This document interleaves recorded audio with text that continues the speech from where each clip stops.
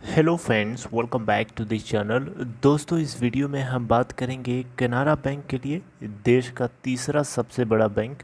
लेकिन उससे पहले आप लोगों से रिक्वेस्ट करना चाहूँगा, अगर आप चैनल को फर्स्ट टाइम देख रहे हैं, मेक श्योर कि सब्सक्राइब करके बेल आइकन को हिट कर लीजिए। और डीमेट या ट्रेडिंग अकाउंट के लिए डिस्क्रिप्शन बॉक्स में लिंक दिया गया है।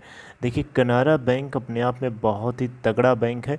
हम बाकी बातें बाद में करेंगे, लेकिन सबसे पहले मैं आप लोगों के सामने एक पॉइंट के ऊपर ध्यान आकर्षित करना चाहूँगा, जहाँ पे बैंक 1,000 करोड़ रुपए का इन्वेस्टमेंट करने जा रहा है अपने अपने बैंकिंग सेक्टर को, अपने बैंकिंग सर्विसेज को और ज़्यादा डिजिटाइज करने के लिए। दोस्तों, खबर है बिजनेस स्टैंडर्ड के अंदर रिपोर्टेड है। और अगर आप देखें यहाँ पे तो आपको दिख भी रहा होगा, Canara bank to invest 1,000 crore for building digital banking backbone. दोस्तों, अगले 3 सालों में केनरा बैंक प्लान कर रहा है कि ये 1,000 करोड़ रुपया इन्वेस्ट करेंगे, लगाएंगे इसके डिजिटल बैंकिंग इकोसिस्टम को बिल्ड करने के लिए, राइट, जिसमें सुपर ऐप को भी इंक्लूड किया गया है। सुपर ऐप क्या है दोस्तों? सुपर ऐप अभी किसी भी तरीके का नाम नहीं है। सुपर ऐप एक तरीके का ऐसा ऐप होगा जो बैंकिंग ऐप होता है ना, उससे थोड़ा हट के होगा, उससे थोड़ा एडवांस्ड होगा।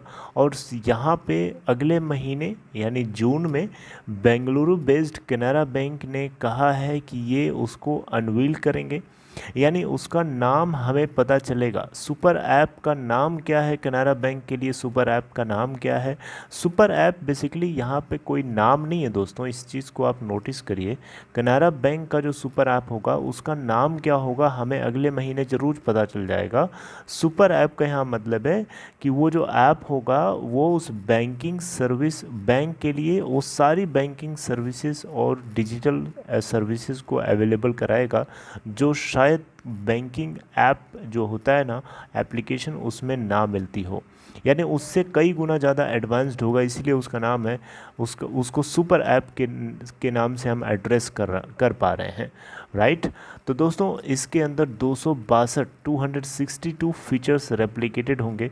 और अगर आप देखें यहाँ पे दोस्तों, तो केनरा बैंक का ये जो सुपर ऐप जिसका नाम हमें अगले महीने पता चलेगा, ये ऑलरेडी बीटा टेस्टिंग फेज़ में चल रहा है। और इससे बहुत सी सारी कुछ चीज़ें क्लियर कट पता चलेंगी, यानी बैंक्स के अंदर फंक्शनिंग और उसके ईज़ ऑफ यूज़ के ऊपर क्या किस तरीके की कमेंट्री आती है, उसके आधार पर ये उसको इम्प्रूव करेंगे। एंड सबसे इम्पोर्टेंटली 800 करोड़ रुपए का ऑलरेडी इन्वेस्टमेंट बैंक ने पिछले 2 सालों में, 2 फिजिकल ईयर्स में कर चुका है इसके डिजिटल इकोसिस्टम के ऊपर, जिसमें मोबाइल बैंकिंग है, डेटा एनालिटिक्स है, सिस्टम्स। और अगर आपको बताऊं यहाँ पे, तो कुछ ऐसे बैंक्स हैं जो ऑलरेडी अपने सुपर ऐप को लॉन्च कर चुके हैं, जैसे कि state bank of India, YONO, bank of Baroda, Bob world and union bank of India.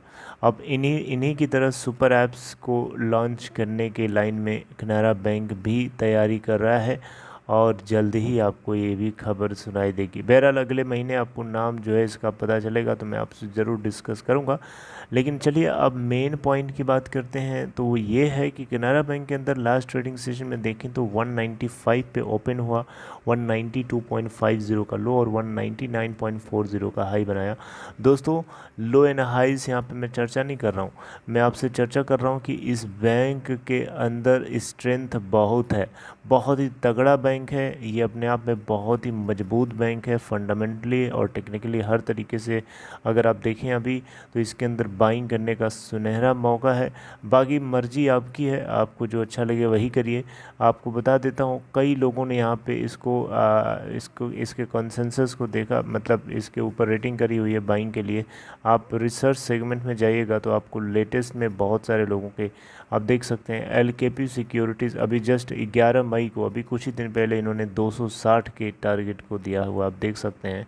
इसके अलावा आप देखें तो 8 मई को, इसी महीने 8 मई को आप देखिए एमके ग्लोबल फाइनेंशियल सर्विसेज की तरफ से 282 का टारगेट।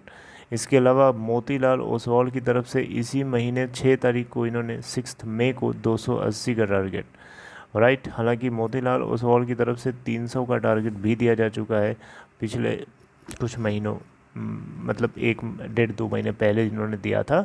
हालांकि इनका टाइम पीरियड 1 साल का है, ये चीज़ आपको, सबका टाइम पीरियड 1 साल का ही है दोस्तों। आप यहाँ देख सकते हैं 8 मार्च 2022 को एलकेपी सिक्योरिटीज़ ने 276 का टारगेट दिया था, आप देख रहे हैं। तो इस तरीके से बहुत है।